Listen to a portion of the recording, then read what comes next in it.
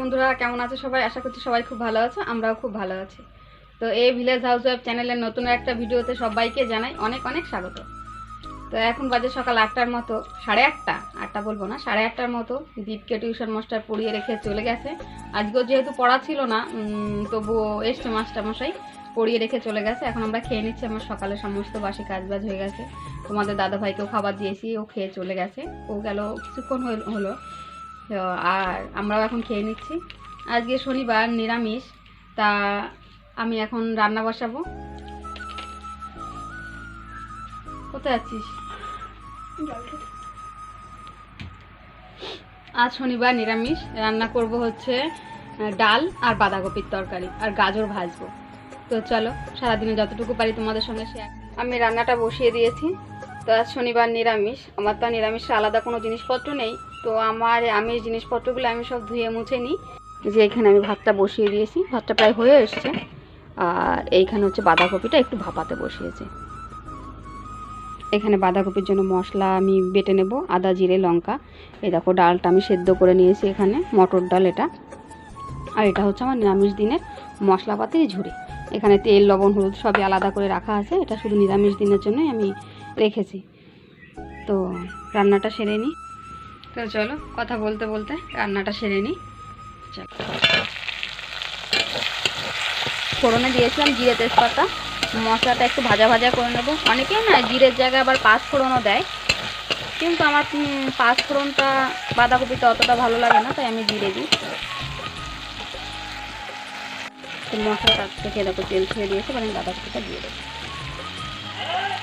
এখানে বাঁধাকপি, আলু আর মটরশুঁটি আমি একটু ভাপিয়ে নিয়েছিলাম। মটরশুঁটিটা শেষেই দিয়েছি, মটরশুঁটিটা ভাপানোর মতো কিছু নেই।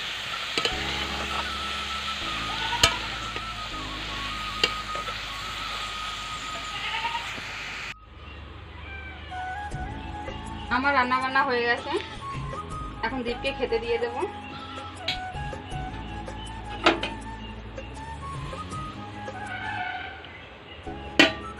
তো এইখানে এই যে ডাল,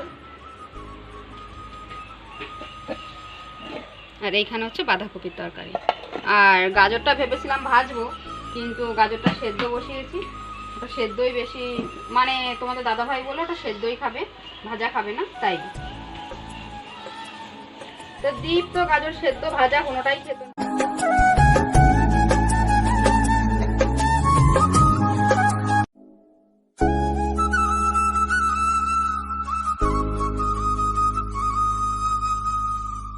তো আমার মোটামুটি সমস্ত কাজ প্রায় হয়ে গেছে। সকাল থেকে না প্রচণ্ড মেঘলা ছিল, এখনও কুয়াশা রয়েছে। কুয়াশার ফাঁকে অল্প অল্প রোদ বেরিয়েছে। তো বাইরে জামা কাপড়গুলো মেলে দিয়ে আসলাম। দীপকে খাবার দিয়ে এসছি, ও একা খাবে বললো। এই নিরামিষের দিনগুলোতে না ওর খুব অসুবিধা হয়। তবে নিরামিষ হলে তো অন্য রকম, যে পেঁয়াজ রসুন দিয়েও রান্না করা হয়, কিন্তু শনিবার দিন তো সেটাও খাওয়া হয় না। এই জন্য খুব অসুবিধা হয়। ও মানে পেঁয়াজ রসুন ছাড়া তরকারি সেটাও পছন্দ করে না। আর নিরামিষ তো একদম পছন্দ করেই না। তো ওকে নিয়েই নিরামিষ দিনে শনিবার দিনটায় খুব অসুবিধা হয়। তো এখন কি করা যাবে, ডাল আর বাঁধাকপি আর একটা পাঁপড় ভেজে দিয়েছিলাম পরে, তো তাই দিয়েই খেয়ে নিচ্ছে। দুপুরবেলায় টমেটোর চাটনি করে দেবো একটু, আর পাঁপড় ভাজা তাই দিয়ে খাবে।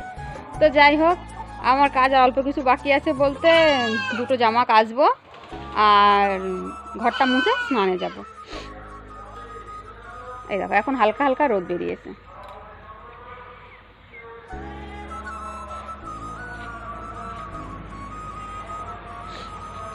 এই কুয়াশার মধ্যে আমি ছাগলগুলোকে বের করে নিয়ে ঘরেই খাবার দিয়ে দিয়েছি। বাচ্চাগুলো বাইরে আসার জন্য প্রচণ্ড ডাকাডাকি করছে। তো চলো,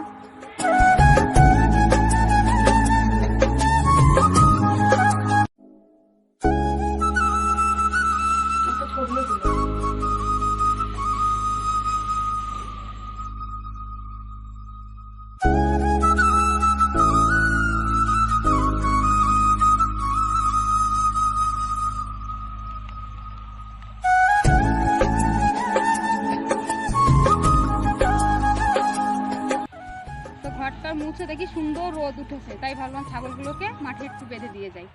তো এখন আমি বাড়ি চলে যাই। এখানে দীপ বসে থাকবে। তো আমি স্নান টান করে পুজো দিয়ে ওকে ডেকে নেব। তো চলো, আমি বাড়ি যাই।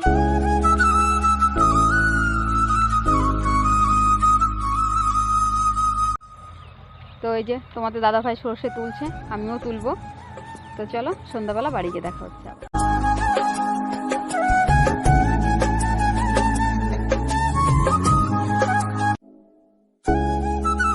তো পুজোর শেষে ঘরে আসলাম, এখন চা বসাবো, আমরা চা খাবো। ফল টল খাওয়া হয়েছে, চা খাবো, তারপরে রাতে রুটি বানাবো। দুপুরে একটু ডাল রয়ে গেছে, বাঁধাকপি রয়ে গেছে, তো তাই দিয়ে রাতে রুটি হবে। তো দীপকে পড়িয়ে রেখে আমি রাতে রান্না করতে চলে এসেছি।